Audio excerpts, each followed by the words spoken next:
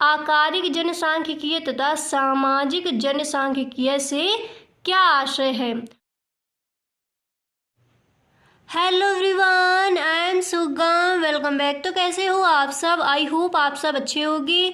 स्वागत है आप सभी का आपके अपने एसपी स्टडी यूट्यूब चैनल पर। तो गाइस, आज हम आपके लिए लेकर आए हैं जो आपका दूसरा चैप्टर है समाजशास्त्र का, उस चैप्टर के जो आपके इम्पोर्टेंट क्वेश्चन है, अतलग उत्तरीय प्रश्न आपके कौन कौन से पेपर में आ सकते हैं, वो सारे प्रश्नों के आंसर इस वीडियो में आपको मिलने वाले हैं। तो वीडियो आपको अंत तक देखना है, वीडियो को आप बिल्कुल भी स्किप ना करें। तो यहाँ पर देखिए जो आपका पहला प्रश्न है, और ये प्रश्न बोर्ड एग्जाम में कई बार आज किया गया है। प्रश्न है कि जनसंख्या विस्फोट से क्या आशय है। ठीक है, जनसंख्या विस्फोट से क्या आशय है।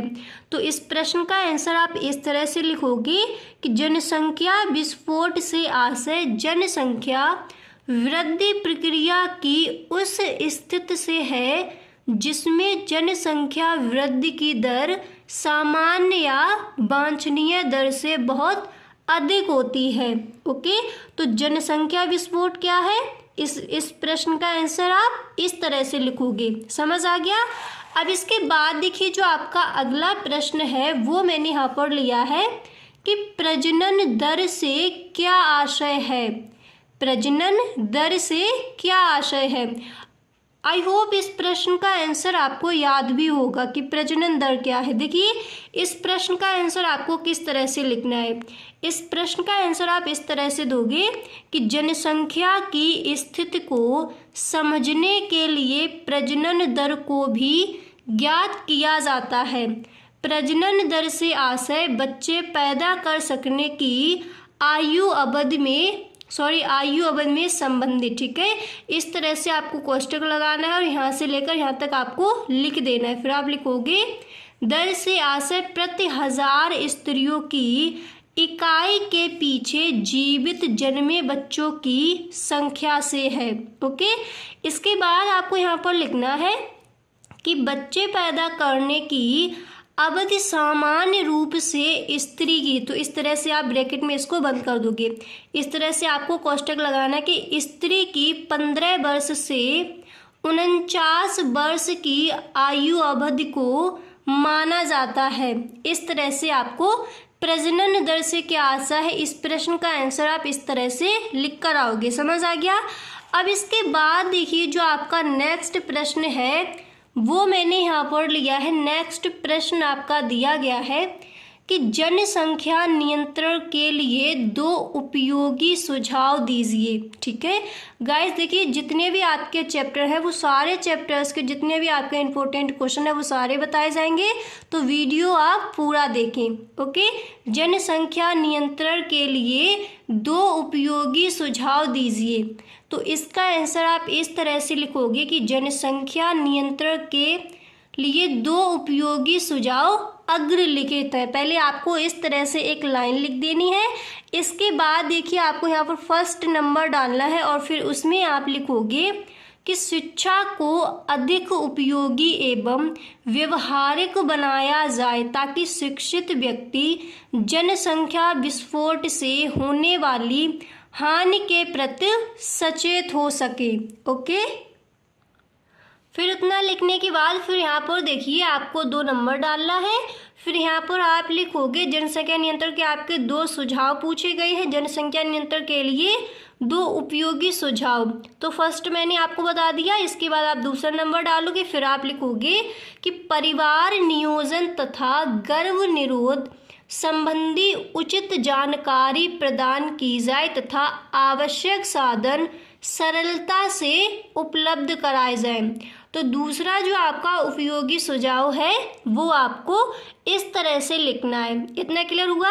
अब इसके बाद देखिए अतिलक उत्तरीय प्रश्न में जो आपका नेक्स्ट प्रश्न है वो मैंने यहाँ पर लिया है कि 2011 की जनगणना में भारत की नगरीय और ग्रामीण जनसंख्या कितनी है। ठीक है, 2011 की जनगणना में भारत की नगरीय और ग्रामीण जनसंख्या कितनी है। देखिए ये प्रश्न या तो आपसे अतुलक उत्तरीय प्रश्न में पूछा जाएगा या फिर आपसे विकल्प में ये पूछ लिया जाएगा। ठीक है, विकल्प भी मैंने देखे हैं, तो बोर्ड एग्जाम में विकल्प से भी इसका क्वेश्चन आपसे बनाया जा सकता है, तो इसको आपको ध्यान में रखना है। ठीक है, तो देखिए 2011 की जनगणना में 31.8% जनसंख्या नगरीय, ठीक है, तथा 68.2% जनसंख्या ग्रामीण है। ओके, ये आपको अच्छे से याद कर लेना है। समझ आ गया।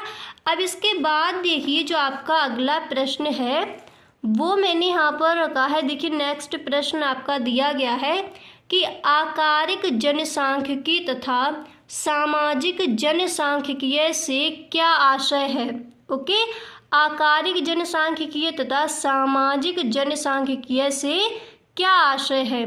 तो देखते हैं इस प्रश्न का आंसर क्या होगा। तो इस प्रश्न का आंसर आप इस तरह से लिखोगे कि जनसांख्यिकीय के दो मुख्य प्रकार हैं, आकारिक जनसांख्यिकीय तथा सामाजिक जनसांख्यिकीय।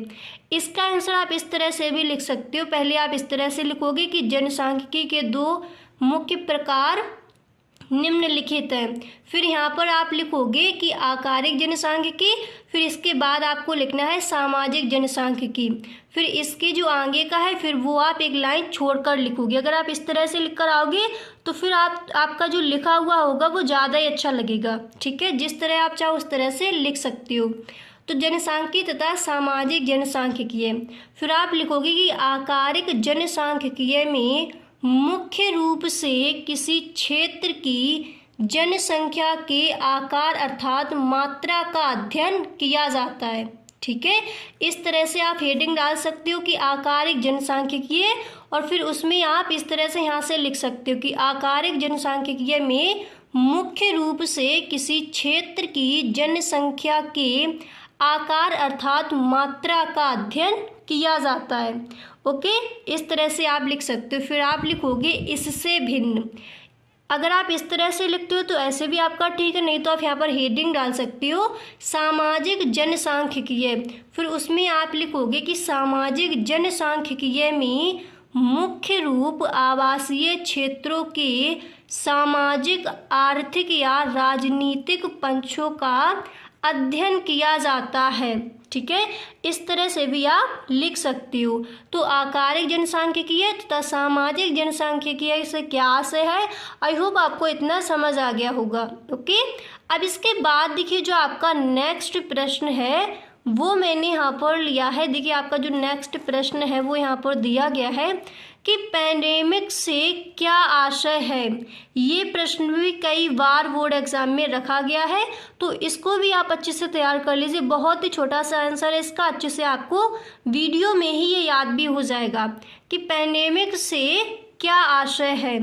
तो देखिए इसका आंसर आप इस तरह से लिखोगे कि पैंडेमिक महामारी का एक रूप है जब कोई महामारी व्यापक भौगोलिक क्षेत्र को एक साथ प्रभावित करती है, तो उस महामारी को पैंडेमिक नाम से संबोधित किया जाता है। समझ आ गया कि पैंडेमिक बीमारी आपकी क्या है।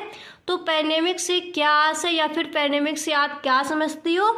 अगर ये प्रश्न आपका बोर्ड एग्जाम में आज किया जाता है तो आंसर आप इसी तरह से लिखोगे कि पैंडेमिक महामारी का एक रूप है जब कोई महामारी व्यापक भौगोलिक क्षेत्र को एक साथ प्रभावित करती है, तो उस महामारी को पैंडेमिक नाम से संबोधित किया जाता है। ओके, इस प्रश्न का आंसर आपको इस तरह से लिखना है।